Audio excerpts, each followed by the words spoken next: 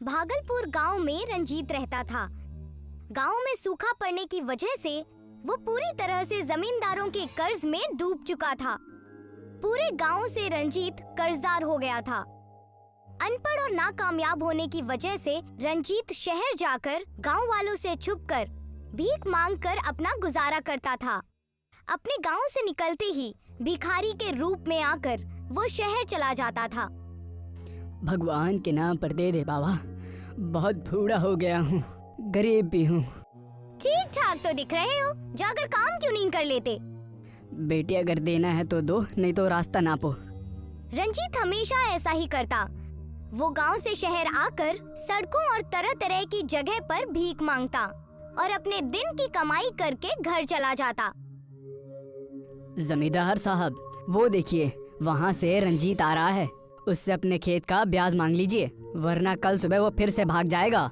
तुमने सही कहा, मेरे सोने के बाद ये गांव आता है और मेरे उठने से पहले गायब हो जाता है। जमींदार और मुंशी रंजीत के घर आ पहुंचते हैं। आज तुम्हारे दर्शन हुए हैं मालिक, मैं अपने मेरे पूरे खेत ले लिए हैं, अब ये छोटी सी कुटिया बची है, आप इसे भी हथियाना चाहते हैं? तुम ब्याज नहीं भरोगे तो हम ये सब ले लेंगे, इस घर को भी। ये लीजिए आपके ब्याज के पैसे, और अगले महीने मैं पूरे पैसे देकर अपने खेत छुड़वा लूंगा। रंजीत के हाथ में पैसे देखकर दोनों हैरान रह गए। जमींदार ने पैसे लिए और घर की चौखट से नाराज होकर चला गया। इसके पास इतने पैसे आए कहाँ से? और इसके हाव भाव से तो पता चल रहा है कि ये कोई गांव का बड़ा साहब हो, और बातें तो ऐसी कर रहा था कि वो सारे जमीनें खरीद लेगा। और ऐसा ही सिलसिला चलता रहा। रंजीत हमेशा गांव से सुबह शहर के लिए रूप बदलकर निकल जाता और शहर जाकर फिर से भिखारी बनकर भीख मांगकर पैसे जमा करता। एक दिन जमींदार अपनी बीवी मंगला को शहर में समंदर दिखाने के लिए लेकर गया हुआ था। वहां जाकर जमींदार ने देखा कि रंजीत भीख मांग रहा था। तुम मुझे 1 दोगे, मालिक तुम्हें 10,000 देगा। अच्छा, तो ये है तुम्हारा नया खेल, गांव में बड़े ठाट बाट से घूमते हो और यहाँ आकर भीख मांगते हो।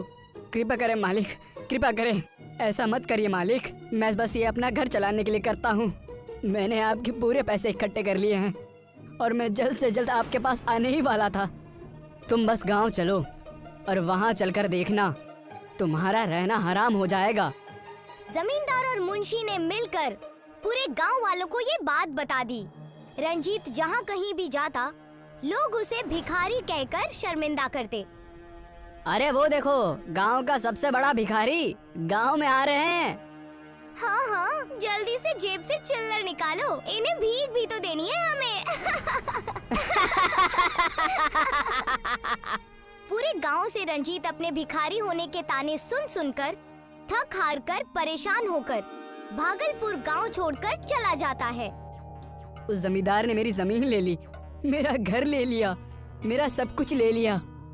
भगवान ने अनाथ भेजा था, आज इस उम्र में भी मैं अकेला ही हूँ। इस जिंदगी में रोने से अच्छा है तो मैं मर ही जाता हूँ।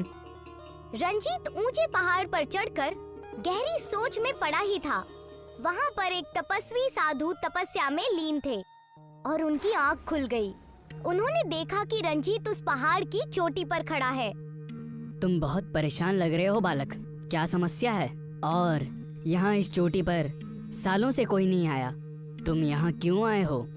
मैं क्या बताऊं, मेरी जिंदगी इस पहाड़ से, इस खाई से भी ज्यादा गहरी और बेकार है। रंजीत अपनी सारी बातें उस तपस्वी साधु को बताता है। मेरी तपस्या भंग करने का मैं तुम्हें दंड भी दे सकता हूँ, लेकिन तुम्हारी समस्या बहुत जटिल है, तो मेरे पास एक तुम्हारे लिए बेहतरीन उपाय है। तपस्वी साधु ने अपने कमंडल से जल निकालकर रंजीत के ऊपर छिड़क दिया। रंजीत ने जैसे ही आंखें बंद की, रंजीत के ऊपर एक बड़ी सी रोशनी आ गई और रंजीत अपनी भिखारी के वेश में आ गया। ये आप क्या कर रहे हैं और मैं इस भेष में कैसे आ गया? मैंने तुम्हें आशीर्वाद दिया है, तुम जब भी इस भेष में कुछ भी भिक्षा लोगे, वो भिक्षा 4 गुना ज्यादा हो जाएगी, लेकिन सिर्फ इस भेष में रहने पर ही। और इसकी शुरुआत मैं करता हूँ। आप क्या करने वाले हैं गुरुजी? मैं ये तुम्हें सोने के सिक्के भिक्षा में दे रहा हूँ।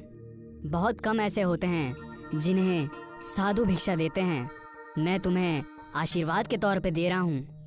मैं इसे एक सपना समझूं या क्या समझूं? ये मेरे साथ मालिक ने कैसा खेल खेला है, मुझे कुछ समझ में नहीं आ रहा।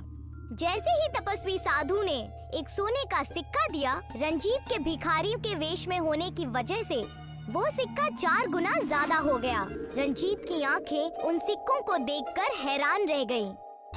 रंजीत ने उन सिक्कों को शहर जाकर एक जोहरी की दुकान पर बेच दिया और सारे पैसे लेकर गांव के पास वाली जमीन में एक बड़ा सा घर बनवाया।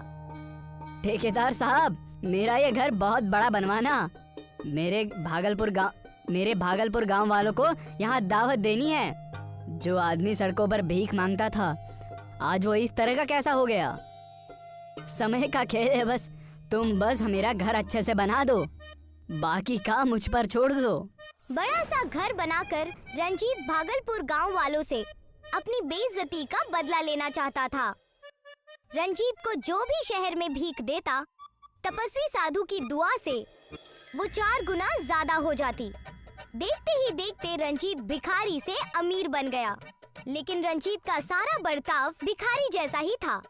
उसने अपने बड़े से घर में एक बड़ी सी दावत रखी और उसने जमींदार, मुंशी और सारे गांव वालों को बुलाया।